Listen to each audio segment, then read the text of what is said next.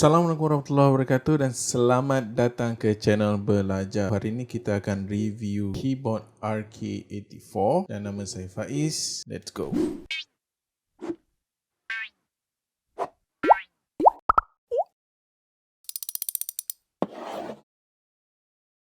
Okay, so keyboard ni kawan saya send kat saya minggu lepas untuk saya mod. Jadi saya pun mod lah. At the same time saya rasa saya share apa saya punya experience menggunakan keyboard ni. Kalau saya sendiri menggunakan brand yang sama, Kludge RK81, yang ni RK84. So beza dia adalah saya punya 60%, dia punya 80%. So untuk mereka yang tak tahu apa 80% 60% keyboard ni, so basically kalau full size kita ada the whole keyboard sekali dengan numpad, tapi keyboard ni dia tak ada numpad untuk RK84. Untuk saya punya 60% bukan saja tak ada numpad, F1 pun tak ada, sebanyak function yang tak ada lah on the keyboard itself. Tapi kita boleh guna function keys untuk tukar function certain keys tu kepada F1. Contoh kalau saya punya F1 sebenarnya ada dekat nombor 1 saya, 1 saya yang dekat atas tu kan. Okay, disclaimer before saya start, saya sebenarnya tak ada keyboard ni on hand sekarang, cuma saya guna keyboard tu sendiri for a while. Saya mod dia, tapi saya memang tak ada sekarang sebab saya dah return balik dekat kawan saya sebab dia nak guna lah kan. Tapi so far memang experience saya boleh kira agak short sebab saya memang dah guna RK61. Saya rasa walaupun short, tapi saya boleh compare apa yang saya ada on hand at that time,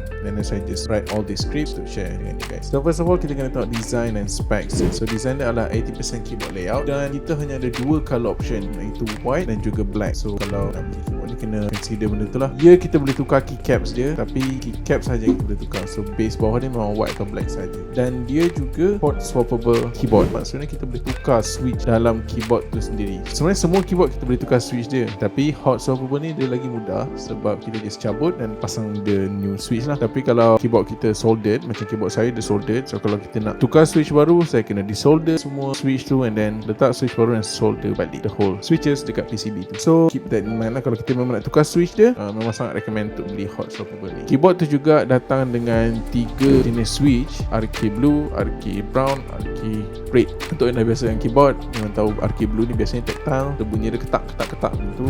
Brown dia tengah-tengah, dan Red biasa dia linear, dia macam senyap sikit. Kawan saya punya ni dia RK Red dan compressor dia Tron Brown. Kedai dia tak offer ada switches other than 3 tu. Certain kedai dia offer even cherry switches, so dia terpulang kepada kedai tu. Anyway, kita still boleh tukar switches tu kalau kita nak. So kalau kita tak suka, kita cabut, kita tukar yang lain. Mind that kita kena belilah switches yang baru tu. Dan keyboard tu juga dia datang dengan ABS keycap. So keycap dia ABS plastik, bukan PBT. Satu orang suka PBT, satu orang suka ABS. So sebenarnya more to preferences, tapi biasa PBT dia more durable. Tapi certain company macam JMK, walaupun keycap dia mahal gila, tapi dia still guna ABS plastics. Dan keyboard ni juga dia ada 8 degree typing angle. So kalau kita jenis yang tak suka guna armrest dan nak guna straight away guna keyboard tu kan, so tak ada masalah. Tapi saya suggest guna armrest untuk keep ekonomi better kan, sebab tangan kita kalau dah type lama-lama ni macam sakit. Lepas tu dia juga menggunakan plastic case with aluminium plate. Untuk orang yang concern, RK ni dia punya plastik bawah tu memang case plastik saja, so kita tak boleh customize jadi different ada case. Dia juga mempunyai dimensions of 315 ke 315mm untuk dia punya panjang, dan 115mm untuk dia punya lebar, dan 39mm dia punya tinggi. Dia juga ada RGB, per key RGB, so kita boleh customize the whole key tu. Setiap satu kita boleh customize, tapi kita kena gunakan software. Kalau kita nak gunakan without software boleh juga, cuma kita tak boleh get on the presets, so kita kena gunakan presets yang ada diberi dalam keyboard lah. Kita klik Fn dan klik slash, sebentar kita akan tukar key dia. Ada 17 mode tak silap saya, tapi kalau kita nak lebih mode, lebih customizable, of course kena guna software. Keyboard ni juga dia boleh guna as wireless keyboard, wired or bluetooth. Apa beza wireless dengan bluetooth? Wireless ni akan guna dongle. So dongle tu dia, one kita connect dongle tu dia akan straight away connect dekat keyboard 2.4 GHz, dan bluetooth 5.1 boleh connect ke 3 devices serentak. Tapi kalau kita guna wire, semua device yang connected wireless dia akan turn off. Dia juga ada driver support, dia boleh download dekat website dia sendiri, dan so far saya driver dekat website boleh guna terus. Kalau macam RK61 yang saya ada ni, dia mungkin ada different software yang spesifik untuk keyboard tu. Software yang ada dekat website dia memang tak boleh, dan saya just cari software yang sama, version lama yang saya gunakan untuk keyboard lah.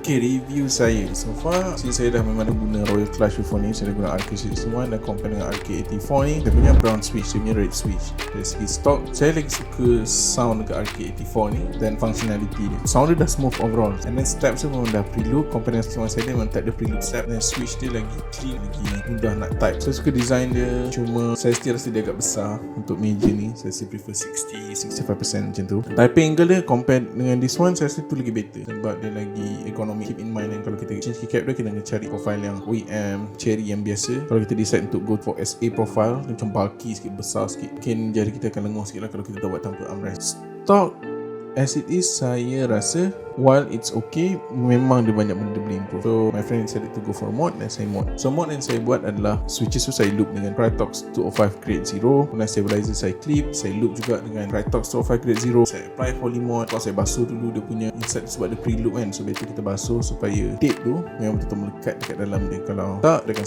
slide before kita boleh apply dia betul-betul. Kawan saya juga dah apply JMK Kludge keycap, nak dari original JMK, and then saya juga letak foam mod. Saya tak guna EVA foam, saya guna sound dampener instead. Okay, after mod saya akan share sound test di end of the video, so boleh compare sendiri. Tapi so far saya rasa bila saya dah apply all these mods, deeper keystrokes, still less rattle, spacebar still ada rattle, still noticeable. Mungkin kita kena tukar steps, Everglide ke. Keep in mind that the plate mounted, so kita tak boleh guna screw in steps. But overall typing experience is smoother, talkier. Switch dia pun not bad, tapi saya rasa boleh improve. Saya suggest if you are in a budget, go for accurate switches. If you like linear, and if not, there's a lot of other options out there that you can go for. But overall for the layout, price, and being hot swappable at 200 plus, I think it's quite amazing because you have the full package. You have the keycaps, you have the switches, and everything comes in the package. But if you are really into custom keyboard, mungkin boleh go for clean slate je, the PCB and the case. Right, on budget saya rasa kat Shopee ada AWS84.